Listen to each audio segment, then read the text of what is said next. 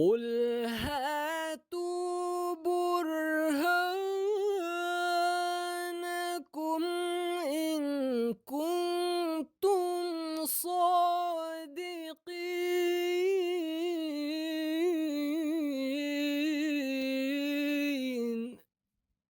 اعوذ باللہ من الشیطان الرجیم، بسم اللہ الرحمن الرحیم۔ السلام علیکم ورحمۃ اللہ وبرکاتہ۔ ناظرین کرام، کتب سیدنا حضرت اقدس مسیح موعود علیہ الصلوۃ والسلام پر مخالفین کی جانب سے اٹھائے جانے والے اعتراضات کے جواب لے کر آپ کی خدمت میں حاضر ہیں۔ اسٹوڈیو میں خاکسار عبدالنور عابد کے ساتھ محترم مولانا ہادی علی چودھری صاحب شامل گفتگو ہیں، جو ان اعتراضات کے جواب دیں گے۔ حاج صاحب، پروگرام میں خوش آمدید۔ السلام علیکم ورحمۃ اللہ۔ وعلیکم السلام ورحمۃ اللہ وبرکاتہ۔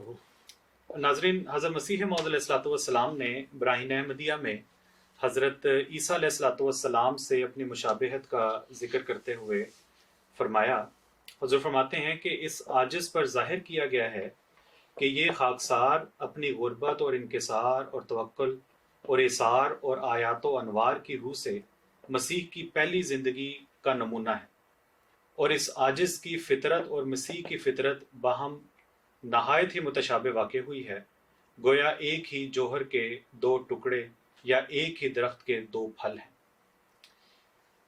میں ابھی حادی صاحب اعتراض کی طرف آتا ہوں، پہلے یہ ضروری تھا کہ دو اقتباس پڑھ لیں۔ جی، آپ علیہ الصلوۃ والسلام نے اپنی کتاب براہین احمدیہ کی اشاعت کے لیے اپنے ایک اشتہار جو 20,000 کی تعداد میں چھپوائے، اور انگریز قوم کے لیے یعنی ان کو ایمان نصیب ہونے کے لیے دعا بھی اس میں درج کی، اور اس اشتہار کے آخر میں ایک عربی کی دعا بھی حضور نے لکھی، جس کا ترجمہ یہ ہے کہ بار خدایا ان کو ہدایت کر اور اپنی روح سے ان کی تائید کر، اور اپنے دین میں وافر حصہ دے، اور ان کو اپنی طاقت اور قوت سے اپنی طرف کھینچ، تاکہ تیری کتاب قرآن کریم اور تیرے رسول صلی اللہ علیہ وسلم پر ایمان لائیں، اور فوج در فوج خدائے عز و جل کے دین میں داخل ہوں۔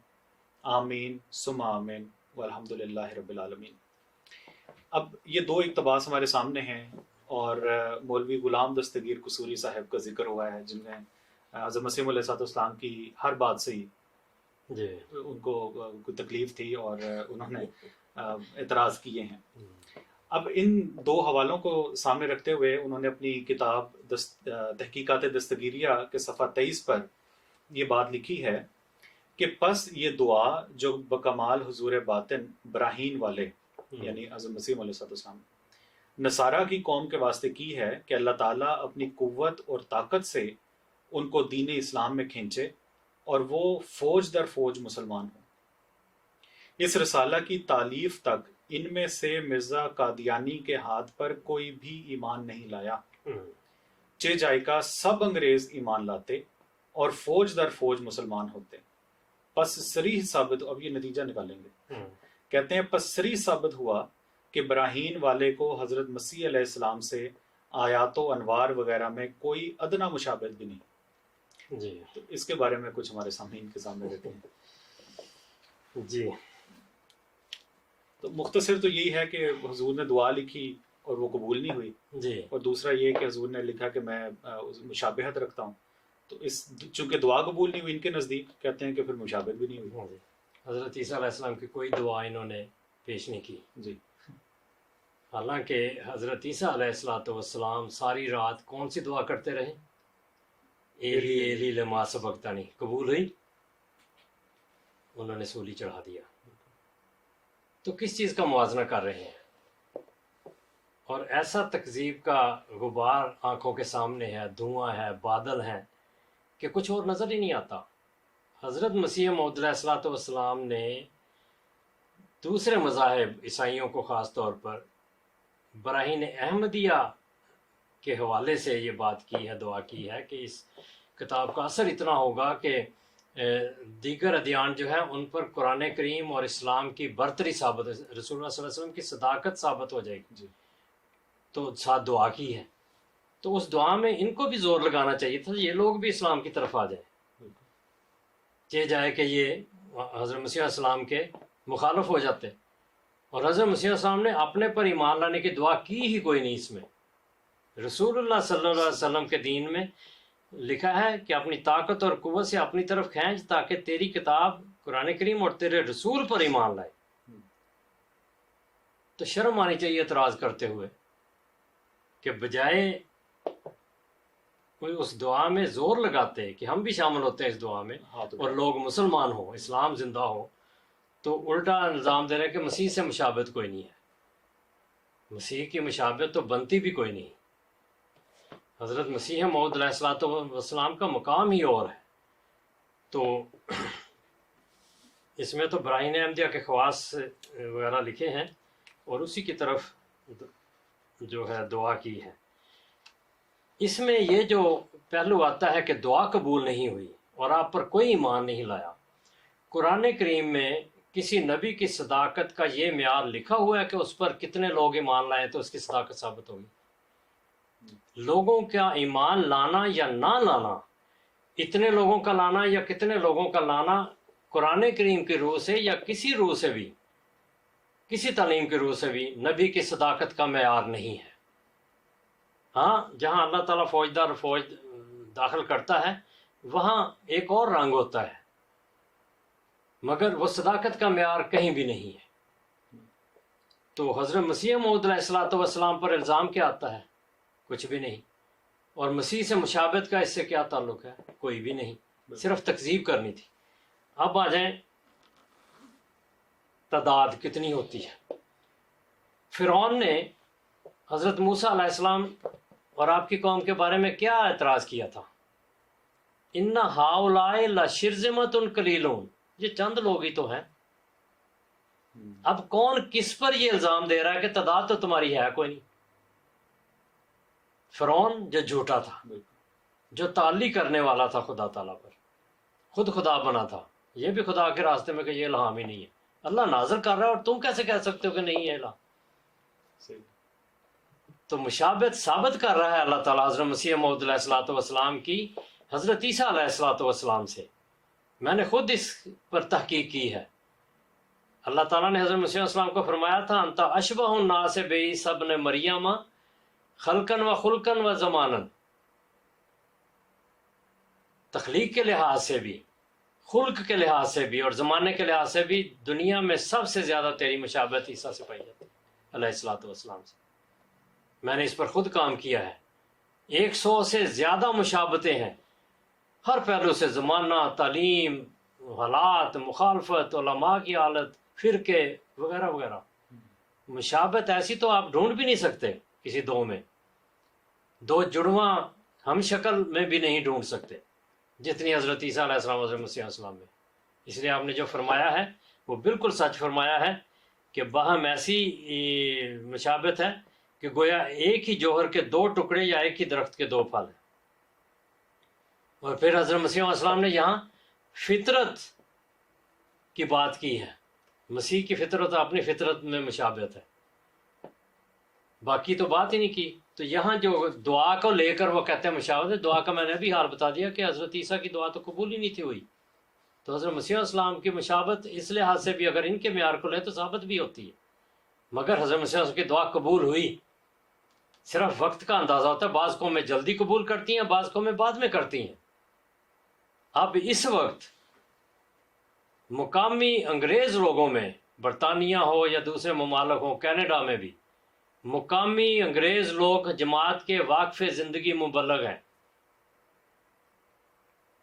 اور حضرت مسیح علیہ السلام کے زمانے میں بھی محمد الیگزینڈر رسل ویب جو تھے اور اسی طرح مسٹر اینڈرسن، وہ مسلمان تھے اور انہوں نے حضرت مسیح علیہ السلام کی تصدیق کی ہے آپ کے دعوی کی۔ تو کم لوگوں میں ہوئی مگر قبولیت ہوئی، اور اب تو وہ لوگ مبلغ ہیں اور قومیں اس میں داخل ہو رہی ہیں حضرت مسیح کی جماعت میں۔ تو حضرت مسیح سے مشابہت اگر تعداد کے حساب سے ہے تو وہ بہت زیادہ ہے، لیکن یہ کہنا کہ کوئی بھی ایمان نہیں لایا، یہ فرعون جیسے لوگ اعتراض کرتے ہیں موسیٰ علیہ السلام کی جیسے نبیوں پر۔ پھر حضرت نوح علیہ السلام کو دیکھیں، اس سرداروں نے کہا وہ ما آمن معہ الا قلیل، چند لوگ ہیں، اور حضرت لوط علیہ السلام تو رو ہی پڑے تھے، گویا کہ کہتے ہیں الیس منکم برجل رشید، ایک آدمی بھی تم میں ہدایت یافتہ نہیں۔ تو الزام لگا دیں ان پر کہ وہ رسول نہیں تھے، وہ خدا تعالیٰ کے سچے نہیں تھے۔ حضرت ابراہیم پر کتنے لوگ ایمان لائے، کوئی تعداد کا علم ہے؟ حضرت اسحاق، حضرت یعقوب، کوئی ذکر نہیں ملتا۔ تو کس معیار سے ثابت کرنا چاہتے ہیں کہ حضرت مسیح موعود علیہ الصلوۃ والسلام سچے نہیں تھے؟ تو یہ مولوی صاحب پہلے بھی ایک سوال کے جواب میں عرض کی تھی، یا قرآن کریم پڑھتے نہیں یا لوگوں کو گمراہ کرنے کے لیے اس طرف آنے نہیں دیتے۔ حضرت نوح علیہ السلام کی دعا دیکھیں، حضرت مسیح کی دعا پر اعتراض ہے۔ حضرت نوح علیہ السلام کی دعا دیکھیں، فرماتے ہیں کالا رب انی دعوت قومی لیلاً و نہاراً، میں نے دن اور رات اپنی قوم کو بلایا ہے کہ خدا کی طرف آ جاؤ، ہدایت پا جاؤ۔ فلم یزدہم دعائی الا فرارا، جب بھی دعا کی وہ دور ہی بھاگتے ہیں۔ الزام لگا دیں حضرت نوح علیہ الصلوۃ والسلام پر بھی۔ تو یہ قرآن کریم کے معیار کو دیکھ لیں کہ وہ کیا کہتا ہے۔ اب حضرت مسیح علیہ السلام کی بات کریں، کہتے ہیں ان پر کوئی ایمان نہیں لایا۔ حضرت مسیح علیہ السلام نے دعویٰ ہی نہیں کیا ایمان کا۔ آپ نے 23 مارچ 1899 میں 1889 میں بیعت لی ہے، اور یہ 6 سال پہلے ہی کہہ رہے ہیں کہ ان پر ایمان کوئی نہیں لایا۔ انہوں نے تو ہاتھ ہی نہیں آگے بڑھایا کہ میرے ہاتھ پر بیعت کرو، ایمان لاؤ۔ وہ تو ایک دعا کر رہے ہیں درد مندانہ دل کے ساتھ۔ پھر 2 سال بعد 1891 میں جو جلسہ ہوا، جلسہ سالانہ، اس میں 75 لوگ تھے۔ 75 لوگ کا مطلب یہ ہے کہ جو سفر کر کے وہاں آ گئے، مرد تھے، ان کے گھر والے، ان کے دوسرے اور بہت سارے نہیں آ سکے۔ تو سینکڑوں کی تعداد 2 سال کے اندر موجود تھی۔ حضرت عیسیٰ علیہ السلام پر ساری زندگی کتنے لوگوں نے ایمان قبول کیا؟ ان کے نزدیک تو وہ زندگی صلیب کے واقعہ تک ہے۔ 12 حواری تھے، جن میں سے 2 جو تھے وہ الگ ہو گئے ایک طرح سے، ایک نے پکڑوا دیا، ایک نے مخبری کر دی، ایک نے انکار کر دیا۔ 10 تھے، تو 10 کے مقابل پر یہ سینکڑوں، کتنے گنا مقبولیت ہوئی ہے حضرت مسیح السلام کو، اور اس میں غیر قوموں کے لوگ بھی ہیں۔ پھر پیش گوئیوں کے حساب سے دیکھیں، حضرت مسیح السلام کو جس طرح اللہ تعالیٰ نے نشان عطا فرمائے اور جس طرح آپ کی پیش گوئیاں پوری، عموماً کہتے ہیں کہ حضرت عیسیٰ علیہ السلام نے مردے زندہ کیے۔ حضرت مسیح السلام کے مردے کس طرح زندہ ہوئے، حضرت مسیح علیہ السلام نے کس طرح کیے، اس کی حالت تو اس کی تشریح یا اس کا مطلب، اس کا مفہوم، اس کا معنی تو یہ خود جانتے ہیں، اس کے باوجود اور معنی لیتے ہیں۔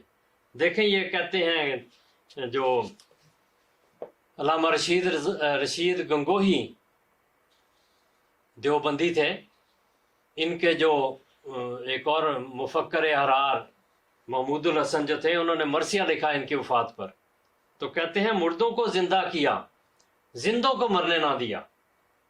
تو حضرت عیسیٰ علیہ السلام کے مردہ کیا زندہ ہوتے تھے؟ علامہ رشید گنگوہی نے بھی مردے زندہ کیے ہیں۔ تو جس طرح علامہ رشید نے مردے زندہ کیے ہیں، یہ معنی جانتے ہیں مردے زندہ کرنے سے کیا مراد ہے۔ پھر آگے چیلنج بھی کرتے ہیں، اس مسیحائی کو دیکھے ذریعہ ابن مریم حضرت عیسیٰ علیہ السلام، ذرا اس مسیحائی کو تو دیکھیں جو علامہ رشید گنگوہی نے کی ہے کہ مردوں کو زندہ کیا اور زندوں کو مرنے نہ دیا۔ کوئی ایک مردہ بتا دے انہوں نے زندہ کیا، کوئی ایک بتا دے جس کو مرنے نہیں دیا، آپ بھی مر گئے۔ تو سب سے بڑا معجزہ یہ بتاتے ہیں۔ لیکن جس طرح حضرت عیسیٰ علیہ السلام نے مردے زندہ کیے ہیں، حضرت مسیح علیہ السلام کو اللہ تعالیٰ نے وہ نشان دیا ہے جس طرح حضرت صلی اللہ علیہ وسلم کو دیا تھا کہ صدیوں کے بگڑے جو تھے، وہ مردہ جو تھے وہ زندہ ہوئے۔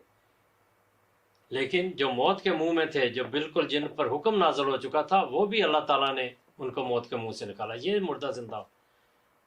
حقیقت الوحی پڑھیں، تریاق القلوب پڑھیں، نشان آسمانی اور دیگر کتابیں، ان میں نشانات درج ہیں، نمبر دے دے کے حضرت مسیح السلام نے لکھا ہوا ہے۔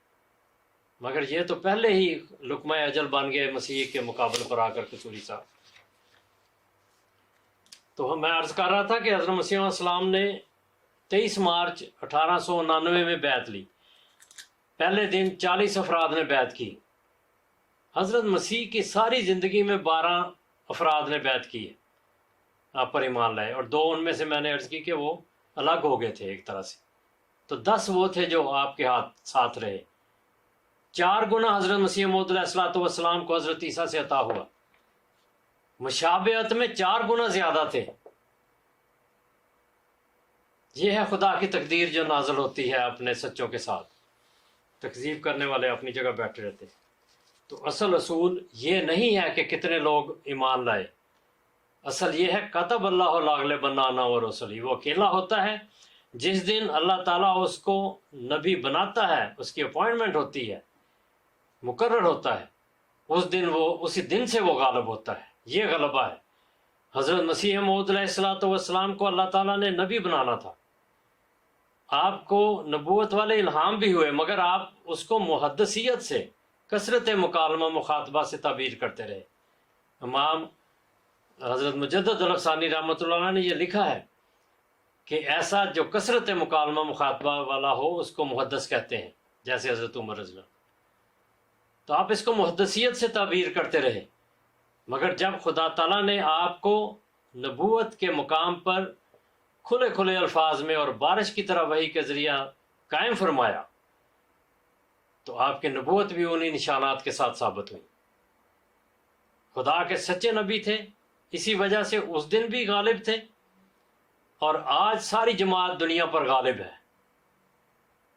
اور دنیا کے کناروں تک پھیل چکی ہے۔ اس میں عیسائیوں کے فوج در فوج اس میں داخل ہوئے ہیں، انگریزوں میں بھی اور دوسرے قوموں میں سے بھی لاکھوں نہیں کروڑوں لوگ اس میں داخل ہوئے ہیں۔ اور قصوری صاحب کہاں ہیں؟ ان کے متبعین کہاں ہیں؟ تکذیب کرنے والے کہاں ہیں؟ وہ سب پیچھے رہ گئے، گرد غبار ہو گئے، گرد و غبار بن گئے۔ تو یہ خدا تعالیٰ کی تقدیر ہوتی ہے جو اپنے سچوں کے ساتھ ہوتی ہے۔ تو حضرت مسیح موعود علیہ الصلوۃ والسلام کے ساتھ خدا تعالیٰ نے جو وعدے فرمائے، جس مقام پر فائز فرمایا، خدا نے اپنی تائید و نصرت کے ذریعہ آپ کی سچائی ثابت کی، اور جو دعائیں کی وہ قبولیت کا شرف پا گئیں۔ یہ الگ بات ہے کہ بعض قومیں شروع میں قبول کرتی ہیں، بعض بعد میں کرتی ہیں، تو یہ ان کی تقدیر ہوتی ہے، مگر اس پر الزام دینا یہ جھوٹوں کا کام ہے۔ رسول اللہ صلی اللہ علیہ وسلم کو جب اللہ تعالیٰ نے نبوت کے مقام پر سرفراز فرمایا، ہجرت تک آپ کے ہاتھ پر کتنے لوگ جمع ہوئے تھے، مگر کوئی جھوٹا شخص اس تعداد کو لے کر الزام دے تو وہ خود جھوٹا ہے، رسول کریم صلی اللہ علیہ وسلم پر وہ جھوٹ ثابت نہیں ہوتا۔ آپ جھوٹے ثابت نہیں ہو سکتے، کیونکہ خدا کی تقدیریں ہوتی ہیں، کبھی تھوڑے لوگ کبھی زیادہ لوگ۔ تو یہ وہ اصل باتیں ہیں جو قرآنی معیار ہے، جس کی مخالفت مولوی قصوری صاحب نے بار بار کی ہے۔